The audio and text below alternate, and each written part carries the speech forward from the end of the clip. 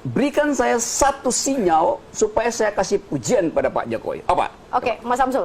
Saya pikir tidak harus dikasih tahu. Saya pikir Bung Rocky bisa menganalisa dan bisa membaca apa kebaikan yang ada dalam sebuah pemerintahan Jokowi. Saya sudah menganalisa dan saya pikir dari Bung Rocky yang orang melihat bahwa Bung Rocky ini tidak netral. Iya benar. Kenapa? Selalu kritikan-kritikan tajam dan pedas terhadap pemerintah, sementara tidak ada penyeimbang sebagai balancing di situ terhadap kebaikannya pemerintah. Saya katakan tadi tidak ada yang namanya manusia di situ itu semuanya baik 100%. Pasti ada celah salah. Dan tidak ada sekarang contohnya kalau ya? Bung Rocky itu mau baik pada pemerintah, kenapa kemudian istilah 212 itu sekarang di akhir-akhir ini cenderung diarahkan kepada pasangan calon tertentu, gitu oleh kan? siapa? Oleh ya tergantung persepsi sekarang kan karena begitu. itu. Nah, sehingga apa? Kalau Bung Rocky bisa mengkritisi, mestinya gerakan 212 yang awalnya tidak seperti itu, yang akhir-hari ini kemudian diarahkan ke 212, itu dikritisi dong. Oke, sekarang saya terangkan sesuatu yang netral tentunya gitu kan. Itu baru kita anggap baru Bung Rocky netral. Benar kamu. Saya mau kritik 212. Berikan saya fakta tentang apa yang terjadi di Monas. Saya tunggu 24 jam, nggak ada yang beritain tuh. Jadi apa yang saya mau kritik?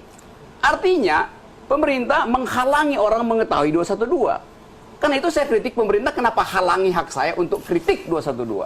Tapi saya juga tetap terus mengejar. Artinya begini, Bung Rocky terus mengkritik dan mengkritik. Apakah memang tidak ada pujiannya? Ada, tapi contohnya apa Bang? Contohnya apa Bung? Contoh pujian kebaikan, sedikit kebaikan yang ada. Kamu betul tadi. Pujian itu datang dari analisis. Saya bikin analisis dan saya tidak temukan satupun yang bisa saya pujikan. Soal lingkungan, soal HAM, soal pertumbuhan ekonomi, soal demokrasi. Coba you sebut. Artinya semua salah begitu? Salah. Semua salah? Memang semua salah. Sebutin satu coba. Setiap kekuasaan apakah artinya semua salah? Karena saya nggak temukan, you sebutin kebaikan. Kalau ada saya pujikan. Apa? Saya pikir tidak harus saya menyebutkan. Bung Rocky ini adalah seorang analisis yang tajam. Justru saya bikin analisis dan nggak menemukan. Nah iya justru. Kita mempertanyakan independensi Bung Rocky, kenetralan Bung Rocky di situ karena satu pun tidak menemukan kebaikan. Sekarang, ya kan? Satu pun tidak ada menemukan kebaikan. Memang nggak ada. Apa coba itu? Sangat mustahil. Coba. Kita hidup di negara ini. Kita hidup di negara ini tidak ada satu pun yang memang nggak ada. Saya kaum santri, Bung.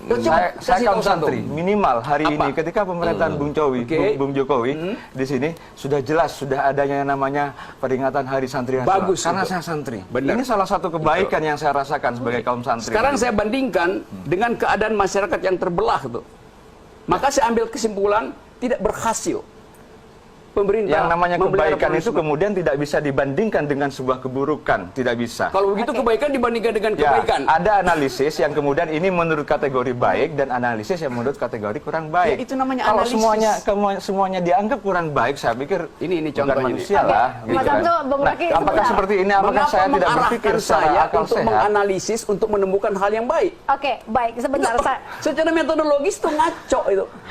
Sekarang gimana kita mau mengarahkan? Bung Rocky jauh lebih tajam, lebih senior dari kita. Justru karena saya lebih tajam, Anda tumpul, ikuti analisis saya. Kalau tidak bisa menganalisis, tidak bisa.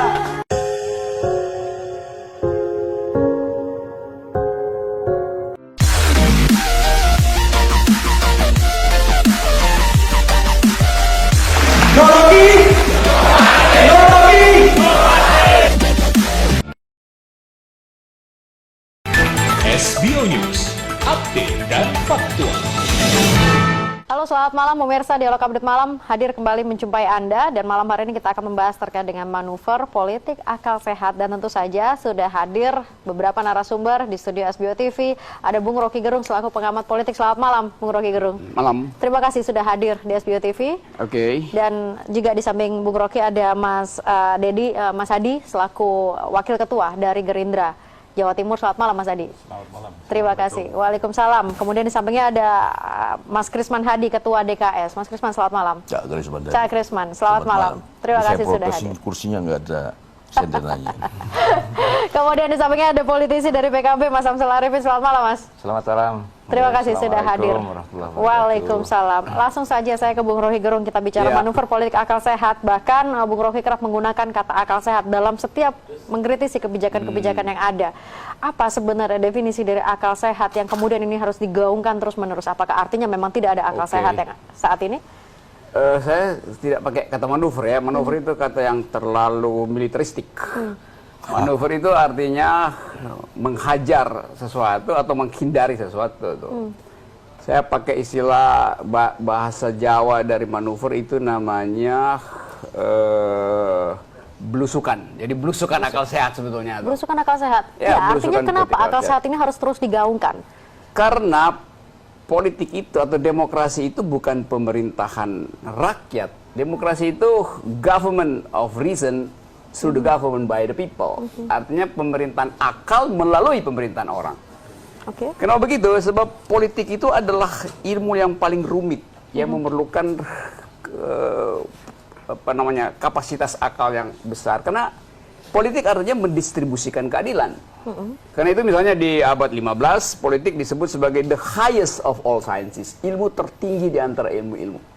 Karena untuk mendistribusikan keadilan, dia harus punya kepekaan sosial luar biasa, pengetahuan tentang ekonomi, tentang hukum. Jadi menjadi politisi, dasar pertama adalah kecukupan akal. Bukan kecukupan suara, atau bukan kecukupan modal, tapi kecukupan akal. Karena itu saya promosikan akal itu supaya masuk ke dalam kehidupan politik. Alasan pertama. Yang kedua adalah saya mendorong belusukan akal sehat itu melalui kampus. Sebab saya percaya hanya di kampus kita bisa tapis akal bulus supaya akal sehatnya jadi murni itu. Jadi akal sehat itu harusnya diinvestasikan dan dipromosikan melalui kampus. Kalau misalnya kita mau debat politik itu sebaiknya di kampus, di panggung di mana akal bisa diuji gitu. Nggak mungkin kita debat politik di atas panggung dangdut, karena itu satu arah. Jadi akal sehat selalu tumbuh bila ada argumentasi dua arah. Itu dasarnya kenapa saya ngotot untuk masuk ke kampus dan mengingatkan ulang bahwa asal-usul politik adalah kegiatan intelektual. Apakah artinya dalam kondisi zaman sekarang itu sudah mulai hilang sehingga harus terus digaungkan oleh Bung Rocky? Bukan mulai hilang, memang lenyap karena hiruk pikuk politisasi. Ini disebut tahun politik. Padahal sebenarnya bukan tahun politik, ini tahun politiking. Jadi yang ada di situ, ya itu yang tema itu manuver politik. Saya tidak manuver politik, saya manuver akal sehatnya. Manuver akal sehat. Ya, politiknya itu urusan politisi. Tapi tetap saya mendeteksi bahwa ada sesuatu yang hilang di kampus. Sehingga kalau saya datang di kampus, ya orang bergembira, seolah ada yang kembali ke kampus itu. Padahal saya tidak kembali ke kampus, saya hanya menghidupkan ulang tradisi berpikir kritis melalui argumentasi mimbar akademis itu. Meskipun ada beberapa sebenarnya yang juga menolak kedatangan, kalau tidak salah tadi sempat ada penolakan. Apakah artinya berarti mereka tidak menerima pemikiran yang sama Bukan seperti Bung tidak Rocky? menerima, takut akal sehat itu menyebar dari kampus. Itu soalnya tuh. Jadi agak aneh misalnya kalau rektor di beberapa universitas negeri menolak saya, loh. Kan harusnya kampus itu mengundang setiap orang ke situ. Untuk diuji dalilnya, termasuk politisi, termasuk aktivis, siapa aja. Tapi faktanya ditolak. Jadi agak aneh bahwa kampus menolak akal sehat, kan apa namanya, contradictio in terminis. Oke, saya ke Cak Krisman. Itu juga kah yang dirasakan oleh Cak Krisman sebagai seorang budayawan dari sisi Ketua DKS? Tapi bukan budaya, terlalu berat jawabannya. Oke. Ketua Dewan Kesenian. Siap. Saya sedikit berbeda dan sedikit sama dengan Bung Rocky barangkali. Kalau menurut saya terminologi politik akal sehat itu terminologi yang bernilai himbauannya. Bahkan cita-cita seperti preambul UUD 45 bahwa sesungguhnya kemerdekaan hak segala bla bla bla, cita-cita ya, bahwa memang itu kondisi idealnya begitu. Tapi kan faktualnya kan masih jauh gitu ya, masih jauh, sehingga saya pikir Bung Rocky ini memang tugas beliau memang sebagai begawan gitu ya. Jadi ya kadang-kadang begawannya dicaci, kadang-kadang barangkali juga dilemparin telur gitu ya. Tapi Cak Krisman juga merasakan itu kah? Ada yang hilang dengan akal sehat yang kemudian digaungkan? Bukannya hilang akal sehat, saya prihatin betul. Karena kenapa? Karena politik itu sebenarnya saat ini Indonesia di titik nadir yang terendah. Kenapa begitu? Saya melihat misalnya politik itu kan butuh kaum tengah yang bebas dan bersih dari kepentingan pragmatis ya, supaya bisa menjadi tempat bertanya ketika terjadi sesuatu yang caotik ya. Tapi coba lihat sekarang kan kampus-kampus itu digerakkan jadi ajang pertarungan. Nah, padahal mestinya kaum tengah itu adalah kaum intelektual kampus dan kaum rohaniwan. Tapi coba apa sekarang yang terjadi? Kaum rohaniwan juga digerakkan untuk ikut di dalam aksi perebutan kekuasaan begitu. Padahal mestinya ketika terjadi caotik politik, maka tempat kita bercermin itu adalah intelektual kampus yang relatif bebas dari kepentingan pragmatis dan kaum rohaniwan. Tapi sekarang tidak. Semuanya ikut digerakkan dan semua ikut dilibatkan. Jumat kemarin saya Jumatan di daerah masjid di daerah Kelambes gitu ya. Saya nggak perlu sebutkan nama masjidnya. Terus saya khotbah Jumat juga begitu. Wah, ini tahun politik kita harus. Saya pikir, waduh, ini benar-benar, dan hampir di setiap tempat ibadah juga begitu. Saya pikir kan itu adalah salah satu pertanda bahwa ini kita ini semua benar-benar lari, bahkan lebih parah, bukan lagi tidak hanya sekedar kehilangan akal sehat, tapi sudah kehilangan sudah kehilangan naluri, bahkan tetangga bisa berantem. Hanya karena berbeda. Berantem karena perbedaan pilihan politik. Ini macam apa gitu loh. Itu kan menurut saya bahwa yang namanya politik itu kan sebagai sebuah cita-cita untuk diabdikan ya. Ketika orang itu dipilih karena dia dianggap yang terbaik, maka dia dipercaya untuk memegang kekuasaan untuk ngurusin publik gitu loh. Tapi kan kemudian yang terjadi sekarang saya prihatin banget gitu ya. Jadi semua lini yang mestinya itu bisa jadi kaum tengah untuk menilai keadaan semua digerakkan. Oke, sebelum nanti dari politisi menyoroti juga, Bung Rocky, apakah artinya hilang ini karena memang tergerus atau karena tercuci otaknya begitu sehingga yang tadi dimaksud kaum lini tengah oleh Cak Krisman kaum tengah ini ternyata juga akhirnya juga entah ke kanan entah ke kiri tidak berada benar-benar ada di tengah. Saya terangkan dengan cara lain gitu ya.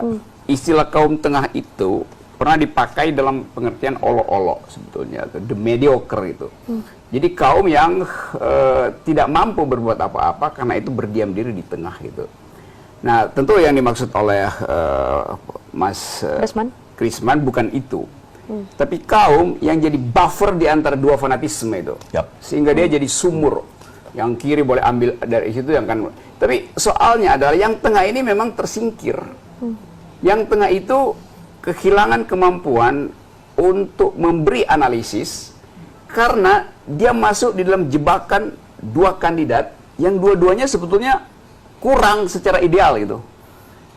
Orang tengah itu orang kampus itu selalu ingin memaksimalkan. Ini udah nggak bisa dimaksimalkan, nggak bisa dimaksimalkan. Karena itu dulu 2 bulan lalu saya masuk ke Mahkamah Konstitusi untuk minta supaya threshold 20% itu dibatalkan karena itu nggak masuk akal, supaya ada peluang yang disebut sebut aja golongan ketiga ini menumbuhkan alternatif gitu. Sekarang orang mengulangi duel 2014 kan, tapi sudah itu hasilnya, kita nggak bisa bikin apa lagi kan udah diputuskan. Karena itu saya ambil jalan baru, yaitu masuk ke kampus itu untuk menyadarkan bahwa hari ini itu temporer politiknya. Yang saya maksudkan adalah kita investasikan infrastruktur akal sehat itu supaya 2024, jalan ke 2024 tersedia bagi generasi baru, bagi milenial baru, bagi budayawan yang berupaya untuk mengulang kebahagiaan dan keindahan kita ketika berpolitik di awal kemerdekaan.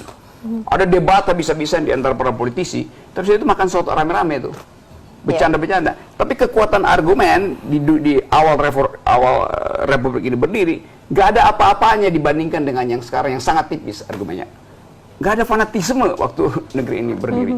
Bertengkar memang bertengkar, tapi ada referensi. Yang satu pakai Marxisme, jelas referensinya kemana. Kalau sekarang berarti tanpa dasar? Tanpa dasar, karena ini cuma mau tukar tambah elektabilitas itu. Jadi kita terpancing justru pada yang disebut sebagai atavisme itu. Membuat politik itu beku karena ingin kembali pada identitas-identitas yang sudah jenuh gitu. Itu saya kira betul tadi. Jadi mesti dibelah kebekuan ini dengan satu ide itu. Ide kemajemukan, ide kesetaraan manusia, ide keadilan, itu yang nggak ada di dalam forum debat kan. Kan kita mau lihat itu.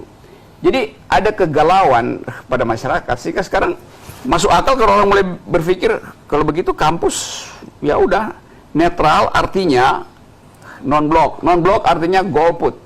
Sekarang kekuasaan merasa terganggu dengan golput itu. Nah, hal yang kedua yang saya mau terangkan, saya mengambil sikap bukan, kan orang sebut saya berpihak, saya nggak berpihak pada siapa-siapa. Kalau dikatakan misalnya saya berpihak pada oposisi, loh saya dan dia sama-sama oposisi, buat apa saling memihak itu? Sebelum ada partai-partai oposisi, sudah beroposisi. Jadi kalau dibilang pro Gerindra, saya nggak pro Gerindra. Saya pro hak saya untuk memperoleh kemungkinan alternatif itu. Saya ingin... Bahkan sempat ada yang mengatakan terlalu banyak mengkritik dari sisi pemerintahan, artinya secara tidak langsung akan langsung dijudge bahwa Bung Rocky ini ada di posisi yang berbeda. Itu pikiran piciknya begitu. Kemampuan kita untuk menghasilkan alternatif adalah dengan mengkritik. Karena saya sering katakan, tugas akademisi adalah mengkritik establishment politik, establishment pengetahuan, bekuan kebudayaan, kan itu yang mesti kita kritikan. Oke, Bung Rocky sebentar ditahan dulu, saya ke para politisi yang ada di sini yang juga sudah hadir, karena ini juga apa yang disampaikan Bung Rocky mau tidak mau menyentil para politisi juga. Mas Samsul, perkembangan politik, para politisi seperti apa menanggapinya dengan statement dari Bung Rocky? Sebetulnya menjadi tidak mempunyai akal sehat karena terlalu banyak asumsi-asumsi yang ditelurkan oleh para politisi atau para pendukung yang fanatis pada salah satu calon, yang juga disampaikan oleh para pengamat. Jadi seakan-akan netral, tapi sebetulnya berpihak. Nah, ini yang kemudian menimbulkan orang tidak akal sehat, tidak mempunyai akal sehat. Fakta-fakta di lapangan telah menunjukkan bahwa banyak kampanye-kampanye yang dilakukan oleh masing-masing paslon itu yang sudah tidak mengarah pada akal sehat. Bahkan cenderung menghalalkan segala macam cara, dengan berbagai macam cara di situ. Yang penting target elektoral tadi itu memenuhi target, begitu itu kan. Terlebih di Jawa Timur, karena Jawa Timur dianggap penentu, dianggap lumbung dan lain sebagainya. Akan tetapi begini, bahwa itu adalah plus minus, bahwa ide-ide yang kita lontarkan, sehebat apapun Bung Rocky di sini dengan ide cemerlangnya menggunakan akal sehat masuk kampus, faktanya hari ini masih banyak ditolak di kalangan kampus, kan begitu Bung Rocky. Artinya apa? Tidak semua ide baik yang dilontarkan oleh pengamat, dilontarkan oleh para ahli, di situ tidak tentu diterima dengan baik juga oleh masyarakat. Mas Samsul berarti melihat apa yang disampaikan Bung Rocky ini adalah ide baik, begitu? Sebetulnya baik, tergantung yang menerjemahkan sekarang. Meskipun kalau dari sisi partai sebenarnya Mas Samsul ada dalam posisi yang lebih sering dikritik. Justru kalau menurut saya, kalau masyarakat di Jawa Timur ini khususnya berakal sehat, maka mereka akan milih pasangan 01. Oh oke. Kita tidak sedang berbicara terkait dengan hal begini, itu. Karena konteksnya adalah akal sehat, politik akal sehat. Karena kalau kita pilah, kita urai satu-satu, maka tentu orang akan mempertimbangkan, orang akan mempertimbangkan mana yang positif, mana yang negatif, ya kan? Kalau dalam bahasa kami, mana yang manfaat, mana yang mudarat, di situ akan pasti menjadi sebuah pertimbangan-pertimbangan, ya kan? Nah, tentunya ini yang saya katakan, ketika kita berakal sehat semua, maka bisa dipastikan bahwa di Jawa Timur ini bisa mengarah pada pasangan calon tertentu. Oke, saya ke Mas Hadi. Ya, namanya tanggapan dari politisi kan wajar. Kemana kiblatnya kan pasti akan didukung. Sama dengan Gerindra, kalau kita fair aja lah. Artinya apa? Ketika kita bicara akal sehat, semuanya itu harus fair. Kalau bicara akal sehat tidak fair, itu berarti tidak sehat. Gitu. Makanya Gerindra dari awal statementnya komitmen pada aturan main. Kalau memang debat seperti contoh debat pertama, kalau dilaksanakan secara fair, ngapain harus direkayasa? Gitu. Udahlah dilepas saja kalau itu memang betul-betul siap untuk mempersiapkan menjadi pemimpin yang leadershipnya yang betul-betul teruji gitu loh. Tapi yang terjadi apa? Setiap debat yang pertama itu menunjukkan karakteristik bahwa memang tidak ada kesiapan menjadi pemimpin. Loh kalau sudah tidak ada kesiapan, mengapa harus dipaksakan? Tapi artinya berarti memang apa yang diluncurkan atau dikeluarkan oleh Bung Rocky ini kemudian digunakan untuk menyerang. Saya tidak menyikapi ketika Bung kita Rocky berbicara akal sehat begitu. Itu urusan beliau-beliau lah, wilayahnya beda. Kita bicara di jalur politiknya. Jadi kalau mau main fair, ya fair play lah, yang jujur, yang adil ya. Jangan sampai yang dari masalah DPT sampai sekarang belum kelar. Sampai yang namanya tidak punya hak untuk mencoblos, dipaksakan untuk mencoblos. Nah, ini salah satu akal yang tidak sehat, dipaksakan. Makanya ada apa? Kalau kita mau bicara masalah fair play, ya di debat itu ayo kita adu konsep. Dari awal Gerindra Pak Prabowo itu mengajak debat ini adu konsep. Jangan adu fitnah, apalagi adu domba. Ini yang terjadi kan sudah mengarah pada adu fitnah, adu domba. Apa yang dikatakan katanya punya apa sejarah dan sebagainya. Kalau kita bicara ke depan, yuk ayo kita tata ke depan. Kalau kita mau jujur-jujuran, 4 tahunnya dikerjakan selama ini incumbent itu apa gitu loh. Cak Krisman, ketika kita berbicara terkait dengan kondisi politik saat ini dan kemudian akal sehat ini terus digaungkan, apakah ini artinya memang bisa dimanfaatkan untuk menyerang salah satu? Apakah artinya yang satu berakal sehat, yang satunya tidak? Cak Krisman, melihatnya seperti apa kondisi politik sekarang? Tadi saudara-saudara saya di kiri kanan tadi memberikan, saya pikir sinyalemen bagus lah. Ya. Saya ulang lagi kalimat saya tadi yang pertama ya, bahwa terminologi politik akal sehat itu adalah semacam bernilai himbauan, bahkan cita-cita kayak preambul di pembukaan Undang-Undang Dasar 45 itu. Tapi pada faktualnya kan masih jauh panggang dari api ya, atau api dari panggang kan masih jauh. Nah, jadi itu memang sebuah himbauan moral untuk kemudian menggunakan akal sehat. Tapi pada senyatanya, pada faktanya, ketika orang menjatuhkan pilihan politik itu kan susah untuk kemudian, hey, you mesti pakai akal sehat dong. Ini ada data, ada fakta. Karena itu berkaitan dengan selera. Nah, dan kalau berkaitan dengan selera itu kan persoalan rasa ya. Jadi ketika misalnya ada sekian banyak wanita cantik, kenapa yang saya pilih istri saya? Padahal ada yang jauh lebih cantik dan saya juga punya peluang untuk mendapatkannya. Itu sesuatu yang subtil ya.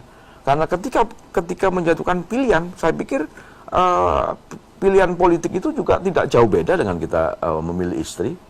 Pertimbangan-pertimbangannya sangat subjektif. Ketika kita suka pada pasangan tertentu, maka yang kita baca adalah setumpuk fakta dan data-data yang baik.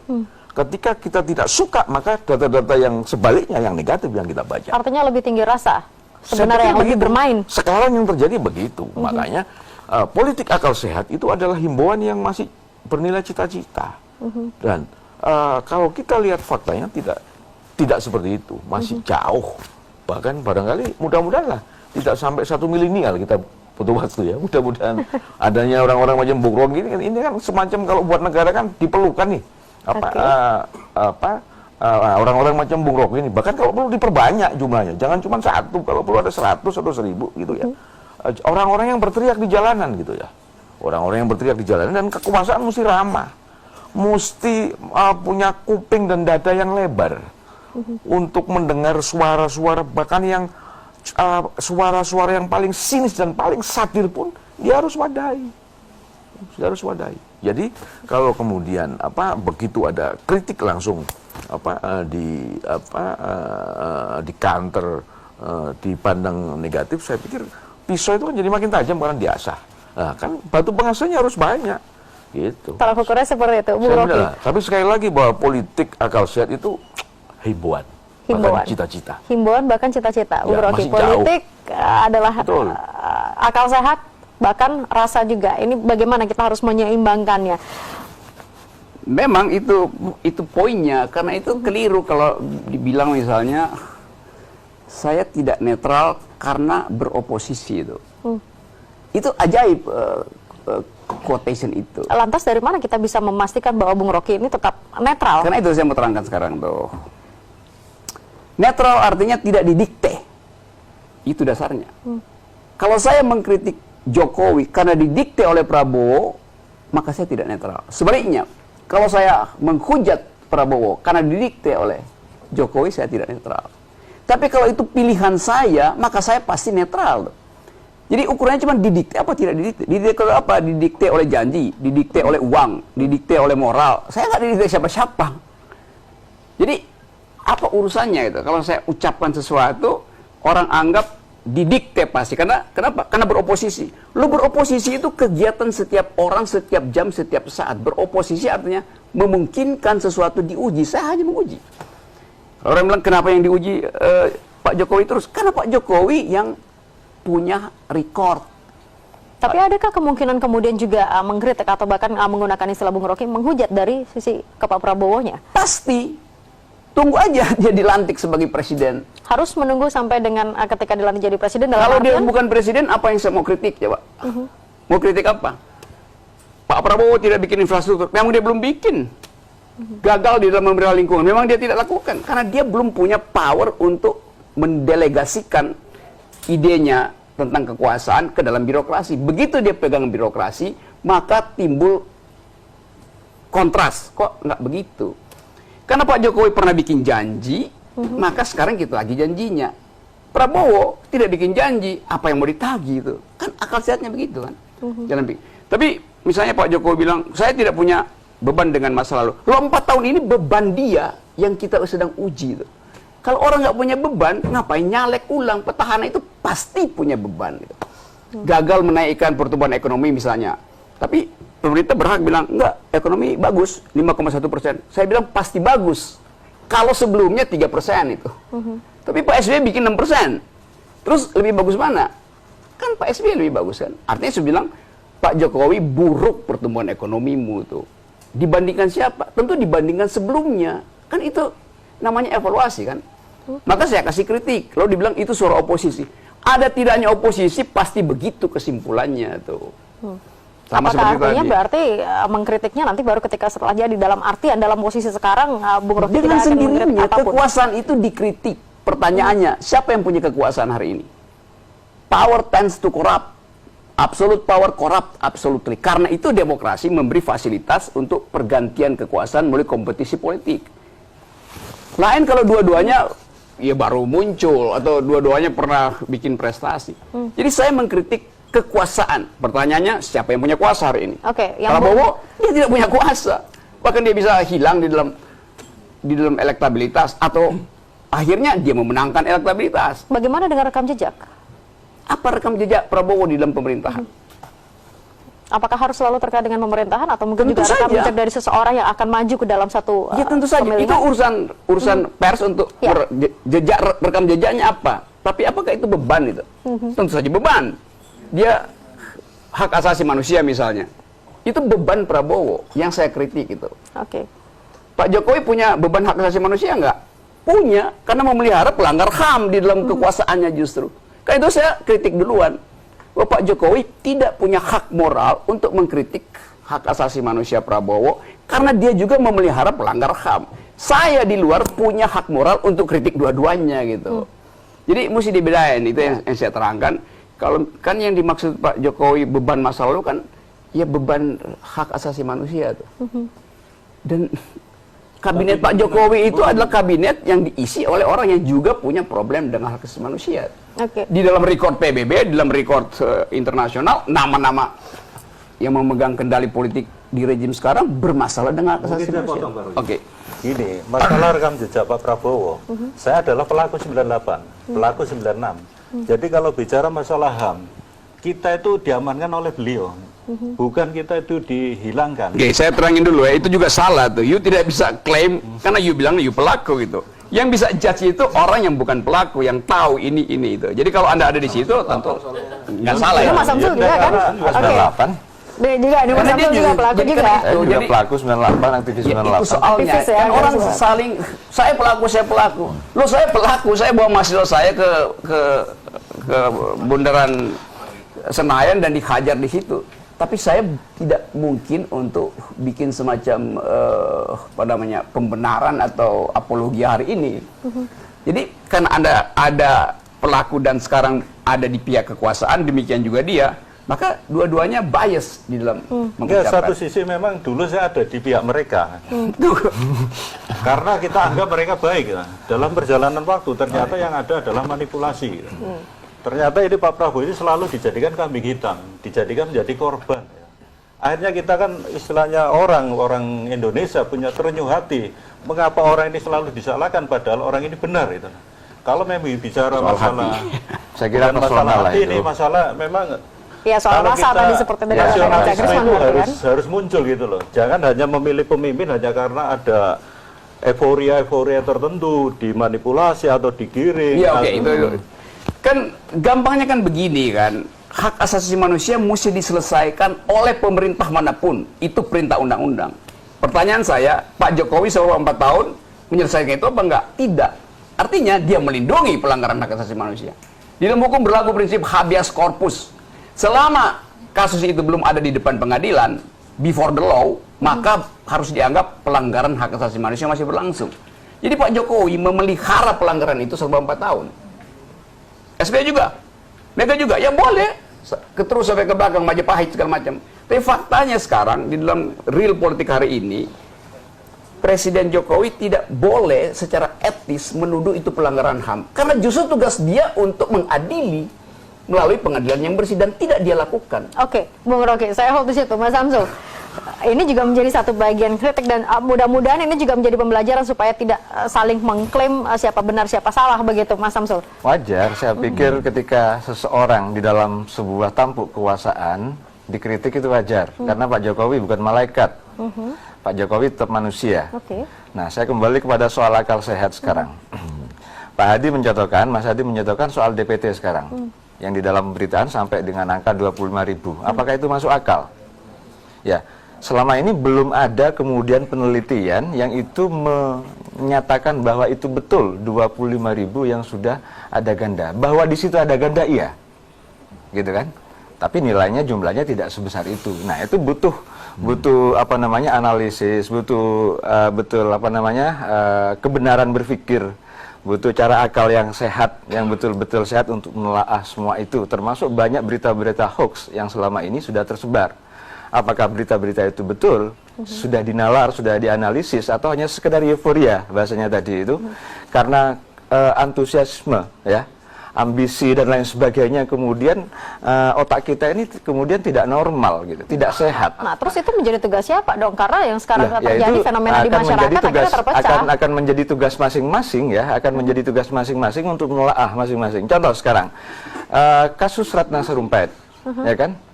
Bagaimana kita bisa menganalisis secara akal sehat? Tidak mungkin. Ketika kejadian di situ jauh dari polisi yang jaraknya sekian dan lain sebagainya, itu jauh dari akal sehat. Tapi nyatanya hoaxnya, informasinya sudah disebar kemana-mana. Bahkan tokoh sekelas Amin Rais yang disebut menyampaikan seperti itu. Nah, apakah analisa seperti itu dibilang sebagai akal sehat atau tidak sehat?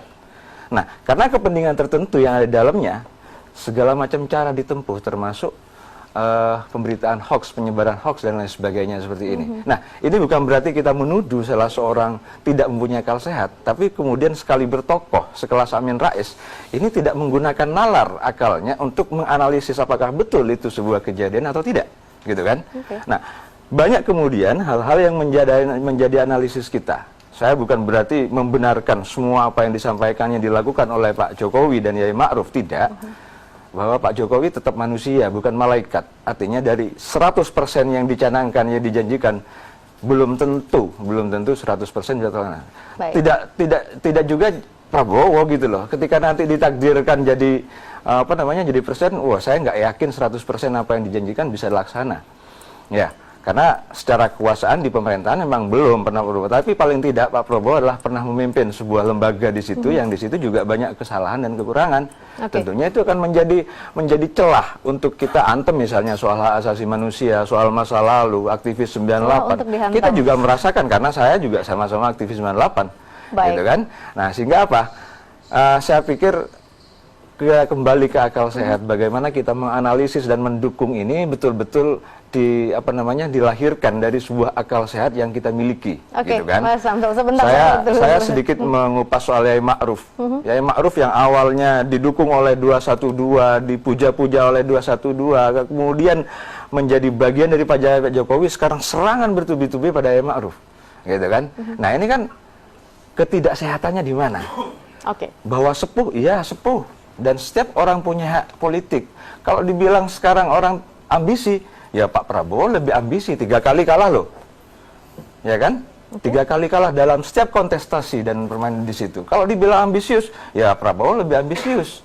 Yai Ma'ruf ini baru pertama kali loh, yang kemudian di situ ada yang namanya ijma ulama dan lain sebagainya. Ini kan kemudian memproduksi isu yang kemudian bagaimana bisa dijadikan makanan yang empuk oleh masyarakat. Nah, ini yang harus kita jadikan pelajaran di bawah, bahwa akal sehat itu saya setuju untuk memberikan pencerahan dan pendidikan politik kepada masyarakat, khususnya di masyarakat bawah. Oke, sebelum saya ke Cak Krisman, tentunya sebagai penengah begitu ya, kanan dan kiri, karena Cak Krisman ada tengah-tengah. Saya ke Mas Adi dulu. Mas Adi? Oke lah, kita bicara masalah akal sehat. Akal sehat itu tidak perlu dikaji, tidak perlu semacam dievaluasi dan sebagainya. Akal sehat itu yang perlu diterapkan gitu loh. Dalam sistem ketatanegaraan kita, ketika kita menerapkan akal sehat, sebenarnya tidak ada persoalan gitu loh. Tapi yang terjadi sekarang itu penguasa banyak melontarkan, banyak menerapkan akal yang tidak sehat. Contoh satu hal, hanya seorang kepala desa di Mojokerto, di Jawa Timur, hanya ingin mendukung kehadiran Sandiaga saat itu. Saya sebagai panitianya saat itu, saya mendampingi Mas Sandi, hanya ingin istilahnya meluapkan kegembiraan ada tokoh nasional datang. Dia seorang kepala desa, hanya ingin menyampaikan simpati. Di situ divonis sebagai apa istilahnya kayak orang terpidana ya, tertuduh karena kejahatannya gitu. Nah kalau kita akal sehat, apa salahnya manusia ini dipenjarakan padahal tidak merugikan negara gitu loh. Satu hal yang menjadi catatan, ketika orang itu merugikan negara baru dipenjara gitu. Yang terjadi apa sekarang? Orang tidak merugikan negara sampai di penjara. Itu satu contoh. Kedua, Dani hanya pada persoalan kata-kata. Ini kalau kita bicara akal sehat, negara apa yang dirugikan? Harus sehat dong kita. Fair gitu loh. Tapi yang terjadi apa? Dani di penjara, kepala desa di penjara, hanya persoalan kata-kata, tidak merugikan. Hukum itu berpijak, ketika orang itu merugikan baru dihukum. Kalau hanya kata-kata, itu kan hanya sebatas luapan, ungkapan, perasaan. Kan mungkin kalau diklarifikasi, mungkin selesai. Mengapa harus dipenjarakan? Penjara bukan tempatnya orang bicara gitu. Tapi penjara adalah tempatnya orang melakukan kesalahan. Itu akal sehat. Yang terjadi sekarang itu, bagaimana kita akan mengatakan akal sehat, sementara hukum saja tidak sehat. Oke, Mas Adi, Cak Krisman. Sekarang tambahan. Satu hal, apa Mas? banyak kepala daerah, gubernur, bupati menyatakan dukungan ke nomor 1. Mengapa mereka tidak dipenjara? Oke, Mas Adi, sehatnya di mana sekarang? Oke, itu dianggap tidak sehat begitu ya, karena masing-masing punya definisi sehat dan tidak sehat ternyata, Cak Krisman. Iya, untung saya bukan aktivis tapi pasifis lah ya. Ya, tapi ketika tahun 1988 saya mulai bikin kelompok studi dengan kawan-kawan Bandung, Jogja, ada Istial. Tapi Bung Rocky ini namanya sudah malang melintang lah gitu ya. Tapi saya melihat bahwa begini, kalau dulu zaman aktivis perlawanan terhadap Orba itu heroismenya memang beda lah ya. Jadi mau ikut masuk jadi partisan, mau ikut masuk pada kekuasaan itu kita lecehkan rame-rame. Tapi sekarang enggak, malah itu jadi bagian dari perebutan gitu ya, supaya juga ikut dapat kue gitu ya. Tapi tidak apa-apa lah, itu persoalan pilihan. Tapi saya melihat bahwa kita tidak boleh terlalu pesimis lah ya dalam kondisi seburuk apapun. Meskipun saya prihatin ya, yang saya prihatin tetap itulah, bahwa harusnya kampus dan rohaniwan itu bisa jadi tempat untuk menimba seperti terminologinya Bung Rocky tadi itu. Dan juga Bung Rocky lah sebagai salah satu begawan kita gitu ya. Mestinya kan juga tidak hanya di panggungnya Prabowo, juga harusnya di panggungnya Jokowi juga gitu. Harusnya begitu. Nggak pernah diundang. Enggak. Harus diundang itu nanti ya. Wilayah beliaunya. Kecuali saya manggung di DPP gitu. Jadi mungkin supaya kita sudah ada cap lebih dulu kayaknya. Bung Rocky, ada banyak percakapan yang sebenarnya menarik kalau kita berbicara terkait dengan akal sehat. Tapi sekali lagi, Bung Rocky mengatakan bahwa karena memiliki kekuasaan maka itu layak untuk dikritik, begitu kan? Lantas apakah memang hanya semata-mata mengkritik atau pernahkah juga Bung Rocky memberikan pujian juga? Tentu saya berupaya beri pujian, tapi apa yang akan saya pujikan? Kan itu soalnya. Misalnya begini, pemerintah ngotot terus bahwa kami bukan pembuat hoax seperti tuduhan Rocky Gerung. Dalil saya tetap, pemerintah adalah pembuat hoax terbaik. Hoax belakangnya itu soal Abu Bakar Basir. Apa itu bukan hoax? Keluar dari mulut presiden, akan dibebaskan atas alasan kemanusiaan. belum sampai 24 jam dibantah oleh Menko Polhukam sendiri. Tidak begitu maksudnya. Artinya presiden bikin hoax. Mestinya menteri yang bikin hoax supaya bisa dikoreksi oleh presiden. Di dalam diplomasi diumpankan si menteri bikin sesuatu, kalau ada ketegangan panglima tertinggi bilang saya ambil alih. Sekarang panglima tertingginya itu presiden bikin hoax terus dikoreksi oleh menteri. Di mana etikanya itu? Kan ngaco logikanya kan? Kalau anak buah bikin kesalahan, nanti ada pemimpin yang akan perbaiki atau hukum dia. Kalau sekarang siapa yang mau hukum Pak Jokowi? Kekesalan Wiranto cuma bilang itu gerasa gerusu tuh. Padahal itu hinaan bahwa kok pemimpin saya gerasa gerusu itu. Jadi tetap hoax dibuat dari istana. Oke. Yang kedua, tuduhan misalnya saudara Rocky Gerung memihak pada 212 di acara Monas. Saya bilang saya nggak memihak 212. Saya memihak hak saya untuk tahu apa itu 212. Lain logikanya. Saya mau tahu 212 di Monas apa itu. Kenapa saya mesti tahu? Itu peristiwa politik. Saya warga negara mau tahu. Kenapa informasi yang nggak ada? Kenapa pers tidak beritakan? Oleh karena itu saya kritik pers. Junto pemerintah yang menghalangi informasi terbaik yang harus menjadi hak publik. Jadi saya menuntut hak saya untuk tahu apa itu 212 di Monas. Apakah saya memihak 212? Enggak. Saya memihak hak saya untuk tahu. Tapi framing kan, itu pro 212 yang radikal. Ya, artinya kemudian bagaimana memisahkan bahwa... Karena akal sehat itu tidak ditumbuhkan. Orang diarahkan untuk atau pro atau anti tanpa argumentasi. Itu soalnya kan. Tapi artinya apakah memang pemerintahnya sekarang ini memang tidak punya kebaikan sama sekali sehingga memang harus terus dikritik untuk kemudian memunculkan dialektika itu begitu? Yang buat tidak netral Bung Rocky di situ. Sekarang saya kasih tahu coba ya. Berikan saya satu sinyal supaya saya kasih pujian pada Pak Jokowi. Apa? Oke, Mas Samsul. Saya pikir tidak harus dikasih tahu. Saya pikir Bung Rocky bisa menganalisa dan bisa membaca apa kebaikan yang ada dalam sebuah pemerintahan Jokowi. Saya sudah menganalisa dan saya pikir dari Bung Rocky yang orang melihat bahwa Bung Rocky ini tidak netral. Iya benar. Kenapa? Selalu kritikan-kritikan tajam dan pedas terhadap pemerintah, sementara tidak ada penyeimbang sebagai balancing di situ terhadap kebaikannya pemerintah. Saya katakan tadi tidak ada yang namanya manusia di situ itu semuanya baik 100%. Pasti ada celah salah. Dan tidak ada sekarang contohnya kalau ya? Bung Rocky itu mau baik pada pemerintah, kenapa kemudian istilah 212 itu sekarang di akhir-akhir ini cenderung diarahkan kepada pasangan calon tertentu, gitu oleh kan? siapa? Oleh ya tergantung persepsi sekarang kan karena gitu. itu. Nah, sehingga apa? Kalau Bung Rocky bisa mengkritisi, mestinya gerakan 212 yang awalnya tidak seperti itu, yang akhir-hari ini kemudian diarahkan ke 212, itu kritisi dong. Oke, sekarang saya terangkan sesuatu yang netral tentunya gitu kan. Itu baru kita anggap baru Bung Rocky netral. Benar kamu. Saya mau kritik 212. Berikan saya fakta tentang apa yang terjadi di Monas. Saya tunggu 24 jam, nggak ada yang beritain tuh. Jadi apa yang saya mau kritik? Artinya pemerintah menghalangi orang mengetahui 212. Karena itu saya kritik pemerintah, kenapa halangi hak saya untuk kritik 212. Tapi saya juga tetap terus mengejar. Artinya begini, Bung Rocky terus mengkritik. Apakah memang tidak ada pujiannya? Ada, tapi contohnya apa Bang? Contohnya apa Bung? Contoh pujian kebaikan, sedikit kebaikan yang ada. Kamu betul tadi. Pujian itu datang dari analisis. Saya bikin analisis dan saya tidak temukan satupun yang bisa saya pujikan. Soal lingkungan, soal HAM, soal pertumbuhan ekonomi, soal demokrasi. Coba disebut. Artinya semua salah begitu? Salah. Semua salah? Memang semua salah. Sebutin satu coba. Setiap kekuasaan apakah artinya semua salah? Karena saya nggak temukan, you sebutin kebaikan. Kalau ada saya pujikan. Apa? Saya pikir tidak harus saya menyebutkan. Bung Rocky ini adalah seorang analisis yang tajam. Justru saya bikin analisis dan nggak menemukan. Lah iya justru. Kita mempertanyakan independensi Bung Rocky, kenetralan Bung Rocky di situ karena satu pun tidak menemukan kebaikan. Sekarang, ya kan? Satu pun tidak ada menemukan kebaikan. Memang nggak ada. Apa coba itu? Sangat mustahil. Sangat mustahil. Kita hidup di negara ini. Kita hidup di negara ini tidak ada satu pun yang memang nggak ada. Saya kaum santri, Bung.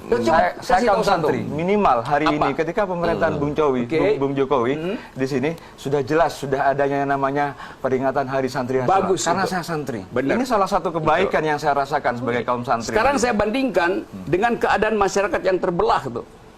Maka saya ambil kesimpulan tidak berhasil pemerintah. Yang namanya memelihara kebaikan itu pluralisme. kemudian tidak bisa dibandingkan dengan sebuah keburukan, tidak bisa. Kalau begitu kebaikan dibandingkan dengan kebaikan. Ya, ada analisis yang kemudian ini menurut kategori baik dan analisis yang menurut kategori kurang baik. Ya, itu namanya Kalau analisis. semuanya dianggap kurang baik, saya pikir ini bukan contohnya manusia ini. lah. Mas Samsu, Bung Rocky, apakah sebentar. seperti ini? Apakah Mengapa saya tidak berpikir mengarahkan saya secara akal untuk sehat? menganalisis untuk menemukan hal yang baik? Oke, baik. Sebentar, saya... Secara metodologis itu ngaco itu.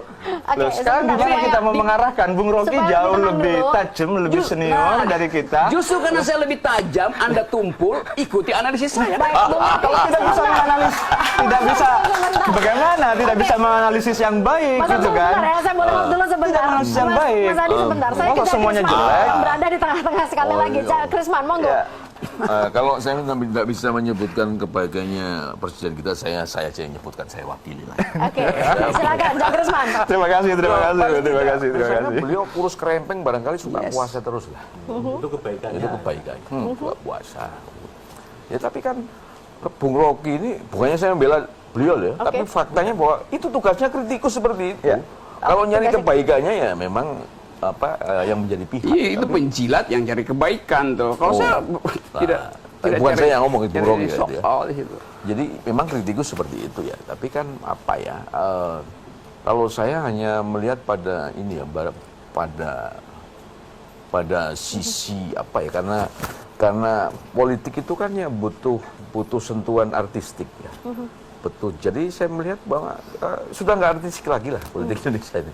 Menurut saya sudah didominasi ya. Menurut saya kekasaran saja gitu. Sudah jauh dari Jadi artistik. benar-benarnya murni pure orang adu jago gitu ya, pertarungan untuk perebutan kekuasaan. Tapi maksudnya kan bisa di apa ya? Kalau misalnya peradaban itu lebih tinggi, itu bisa menjadi dimensi yang lebih artistik perebutan kekuasaan itu. Bahkan menjadi semacam happening art gitu ya. Dan itu artinya cita-cita. Saya pikir cita-cita seperti ini. Politik akal sehat itu cita-cita. Faktanya tidak. Baik. Belum. Dan mudah-mudahan bisa ke sana. Mas Adi. Kalau kita menyikapi masalah analisis dan sebagainya, mengatur negara itu tidak perlu analisis. Yang dikedepankan adalah program. Wah, Jadi sebelum memimpin atau sebelum meraih suatu kedudukan, kita itu punya program. Apa yang ditawarkan? Ini bicara masalah konsep akhirnya. Bukan masalah ukurannya kebaikan dan keburukan. Ketika orang itu tidak bisa melakukan program, ini bisa dikatakan gagal gitu. Loh 4 tahun berjalan sudah tidak bisa sukses, mau dikatakan sukses dari mana? Gitu. Kita itu negara tidak usah mikir kebaikan pemimpin, keburukan pemimpin. Yang kita bicarakan adalah program. You mau memimpin negara, programnya apa? Setelah 4 tahun programnya bisa berlaksana apa enggak? Gitu. Kalau mau nambah program silakan. Jadi kita di kampanye besok, debat kedua, ayo kita adu konsep, adu program. Tidak usah bicara hoax dan sebagainya. Kita menuju pada sasaran ke depan, tidak usah ke belakang. Kalau berani, terbuka, kampus dimasuki juga, biar ada kenetralan. Yes. Gitu aja. Baik. Nggak usah mengukur masalah kebaikan dan sebagainya. Ini negara. Baik, sepertinya kalau kita berdiskusi semacam ini waktunya sangat-sangat kurang sebenarnya. Tapi terakhir Bung Rocky, kalau bicara tentang manuver politik akal sehat, mestinya ngomong 3 apa hari 3 malam lah. tergantung dari jadwalnya Bung Rocky lah. Kalau ada di Iya. Surabaya cukup lama, kita nanti bisa buat 3 hari 3 malam. Bung Rocky, bagaimana masyarakat juga harus menyikapi terkait dengan pesta demokrasi Oke, ini? saya mutar di seluruh provinsi itu dan bertemu dengan academician itu. Dan ada gairah untuk melihat perubahan itu. Jadi saya pastikan infrastruktur akal sehat kita bisa dihidupkan ulang. Jadi sekali lagi itu poinnya. Yang kedua, saya nggak pernah kritik Joko Widodo sebagai persona. Yang saya kritik adalah penampilan publiknya, tubuh politiknya saya kritik, kebijakan politiknya saya kritik, bukan kebijakan privatnya sebagai manusia. Saya nggak pernah singgung integritas dia. Bahkan saya puji dia. Orang katakan, tapi Pak Jokowi sederhana. Tentu, saya memuji kesederhanaan dia. Kesederhanaan adalah hal yang baik. Sebagai kepala keluarga, dia sederhana saya puji. Tapi sebagai kepala negara, tidak cukup dengan sekedar tampil sederhana. Jadi dia baik sebagai kepala keluarga, tapi buruk sebagai kepala negara. Itu. Dan saya bisa buktikan bahwa saya mengevaluasi kedudukan beliau sebagai kepala negara, bukan sebagai kepala keluarga. Tuh. Karena ini urusan publik soal negara. Tuh. Nah, bayangkan misalnya satu keputusan yang sangat drastis untuk menentukan apakah Abu Bakar Ba'asyir itu bisa dibebaskan atau tidak. Kalau bisa, demi alasan apa? Mestinya pertimbangan beliau itu lengkap. Akhirnya dia gagal untuk membuat keputusan. Yang gagal siapa? Joko Widodo? Enggak. Kepala negara yang bernama Joko Widodo. Itu yang saya kritik. Artinya siapapun nanti akan menjadi kepala negara, artinya Bung Rocky tetap ada posisi seperti sekarang ini. Ya, Pak Prabowo kan saya bilang kemarin, 12 menit setelah saudara Prabowo dilantik sebagai presiden, you memperoleh kritikan saya pertama. Saya bilang begitu di pidato kemarin. Bisa ya langsung menemukan dalam 12 menit pertama tuh langsung bisa ketemu kritikan ya? Jangan kan 12 menit, saya 2 menit langsung ketahuan tuh. Karena dia mesti ucapkan kalimat pertama kan, waktu dia dilantik tuh. Kalimat pertama aja bisa kita persoalin, logikanya benar apa enggak, retorika apa, substansinya ada apa enggak tuh. Gampang, sangat mudah. Baik. Assalamualaikum warahmatullahi wabarakatuh. Waalaikumsalam. Bung Rocky, satu pertanyaan terakhir Bung Rocky sebelum kita tutup diskusi kita. Bung Rocky selalu menggaungkan akal sehat kemana-mana, bahkan juga boleh dikatakan menjadi sentilan bagi semua orang. Ya. Satu pertanyaan, mudah-mudahan Bung Rocky tidak tersinggung. Berarti Bung Rocky dengan sendirinya mendeklar bahwa diri sendiri Bung Rocky tidak kehilangan akal sehat dan tidak akan kehilangan akal sehatnya? Saya setuju dengan kesimpulan kamu. Terima kasih. Begitu? Bung Rocky berarti Karena saya nggak bisa bantah. Artinya Bung Rocky mengklaim bahwa Bung Rocky tidak kehilangan akal sehat. Dialektik dari reason itu begitu. Kalau saya kehilangan akal sehat, tidak mungkin saya mempromosikan sesuatu yang tidak saya punya. Dan orang bilang arogan, bukan arogan. Itu determinasi kita untuk menghasilkan generasi baru. Kalau kita tidak punya determinasi, nggak ada gunanya kita hidup sebagai warga negara yang ingin melihat perubahan ke depan. Gitu. Baik, Bung Rocky, terima kasih banyak sudah hadir malam hari ini. Mas Adi, terima kasih. Pak Gresman, Mas Samsul, terima kasih. Dan pemirsa, ini menjadi akhir kebersamaan kita pada malam hari ini. Ya, definisi akal sehat. Mungkin memang Bung Rocky memiliki definisinya sendiri. Banyak orang juga memiliki definisinya sendiri, tapi mudah-mudahan tidak ada satu orang pun yang kehilangan akal sehatnya. Saya Agnes pamit, selamat malam, sampai jumpa.